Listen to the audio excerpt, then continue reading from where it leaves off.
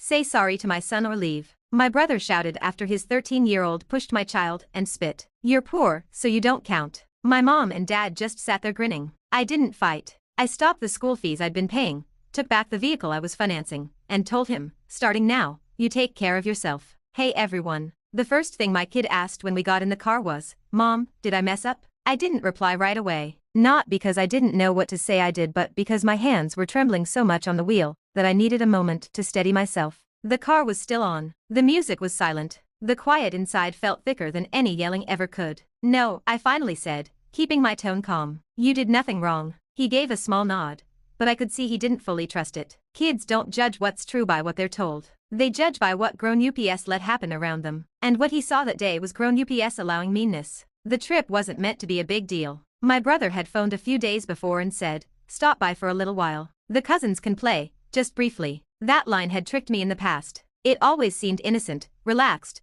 like a friendly visit, and not a trap. I nearly declined. But my son was looking forward to it. He enjoys his cousins. He liked the idea of being part of the group. And I repeated the same hope I'd told myself so many times before, maybe this time will be better. It wasn't. It just took a little longer for the ugliness to appear. My brother's home was noisy when we got there. The television was blaring. One kid was yelling from upstairs. Another was throwing a ball against the wall. My parents were on the sofa, at ease, smiling, watching it all like it was a program, and not their family. My brother hardly glanced up when we entered. Hey, he muttered, eyes still on his screen. My son waved. Hi, uncle. My brother said nothing. That was the first warning sign. For a while, things seemed okay. The kids went to the backyard. My son went after them happily, trying to keep up, trying to fit in. I watched from the porch, telling myself I was being overly worried, that I should stop expecting trouble. But then I saw it, the hard push. It was no accident. It wasn't fun. It was mean and on purpose. A sudden shove, followed by laughter that sounded nothing like joy. My son lost his balance and fell onto the lawn. I got up at once. Before I could move, my nephew looked down at him and said, you're poor, so you don't count. The words were too crisp,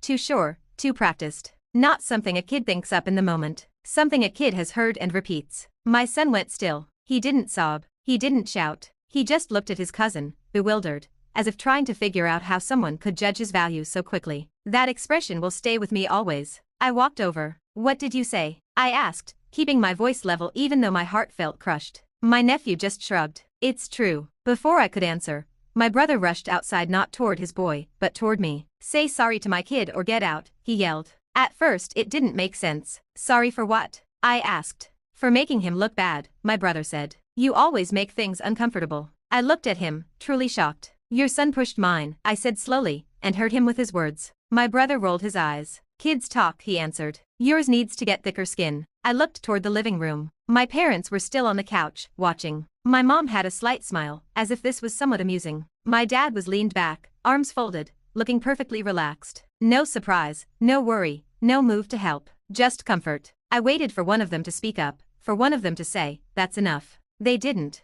My mom finally spoke. Let's not blow this up, she said lightly. My dad nodded. They're just boys being boys. That old phrase hit me like a door closing. Not because it was new, but because of what it allowed. My son had come to my side by then. He stood close, his hand finding mine without a word. His grip was firm. His whole frame seemed tinier, as if he wanted to vanish. I looked down at him and felt something break inside me. I knelt so we were eye level. Do you want to go home? I asked softly. He nodded right away. Not a pause, not a doubt, pure relief. As we walked to the door, my brother laughed. Running away again, he said. Typical. I didn't look back. I didn't answer. I didn't give him the response he was looking for. I just left. The ride back was hushed. The kind of quiet that feels heavy in your ears. My son gazed out the window, his face flashing in the glass as streetlights passed. He didn't ask anything at first. He just sat there, thinking about something much larger than just that afternoon, and that frightened me. When we pulled into our driveway, I turned off the car and sat for an extra moment. That's when he asked, did I do something bad? I turned to face him completely. No, I said firmly. What happened today was not okay. The adults should have stopped it. They didn't. That's not your fault. He nodded slowly. Then he said the words that shattered me, but they were smiling.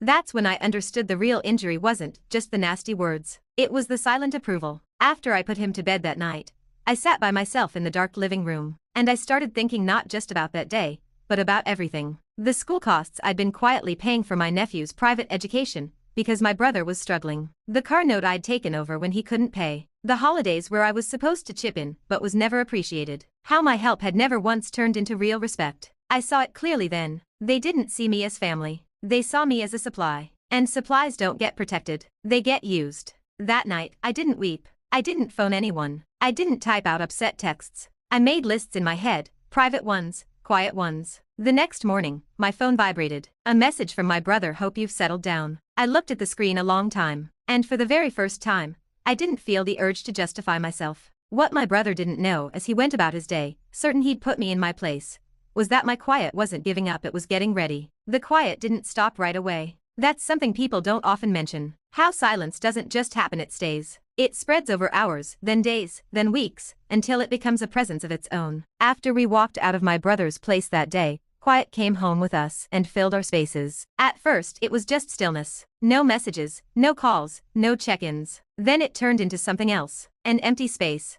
The first night home, my son didn't speak much. He ate his dinner quietly, even though it was his favorite meal. He chuckled at the TV when he should, but it sounded forced, like he was acting the part. When I tucked him in, he held my hand a little longer. "Mom," he said, eyes on the ceiling, "are we not going over there anymore?" I sat on his bed. "I'm not sure yet," I told him honestly. He nodded slowly. "Okay." That was all. But I could tell he was waiting for more. That night, I didn't sleep. Not from anger, but because my mind kept replaying the instant my brother said, "Say sorry to my kid or get out." Not what his child said, not what my son felt. Just that order, that line drawn right over my child's self-respect. And worse, the way my parents had smiled. Not awkwardly, not anxiously, comfortably. That detail stayed with me more than the insult. The next morning, I watched my son get ready for school. He took extra time, picking his clothes carefully, smoothing his shirt again and again. As he put on his shoes, he glanced up. "Mom." "Yes." "If someone says something mean again, should I tell you?" I took a breath. "Yes," I said. "Always." He nodded.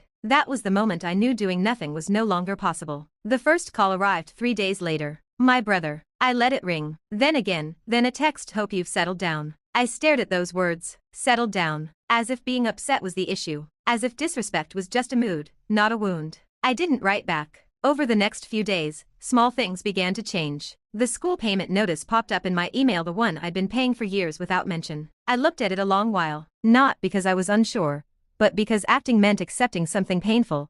I'd been paying not from kindness, but from fear. Fear that if I stopped being helpful, I'd become unseen. That understanding hurt more than any fight. I noticed changes in myself too. I stopped staring at my phone. I stopped practicing conversations in my mind. I stopped trying to guess everyone else's feelings before my own. And oddly, I felt more peaceful, more certain. A week later, my parents appeared at my door. No call, no heads up, just a solid knock, as if they still thought entry was guaranteed. I opened the door and didn't move aside. That hesitation alone made them uneasy. "We need to talk," my mother said at once. I nodded. "Yes," I replied. "We do." They sat on my couch like visitors, not like people in charge. My father cleared his throat, already irritated. "You shamed your brother," he stated. I didn't argue. "I stood up for my son," I answered. "That wasn't needed," my mother said quickly. "Kids say stuff." I leaned forward. "Grown ups decide what's allowed," I said. "And you did." Silence. Thick and heavy. My father frowned. "You're making too much of this." "No," I said calmly. "You're making too little of it,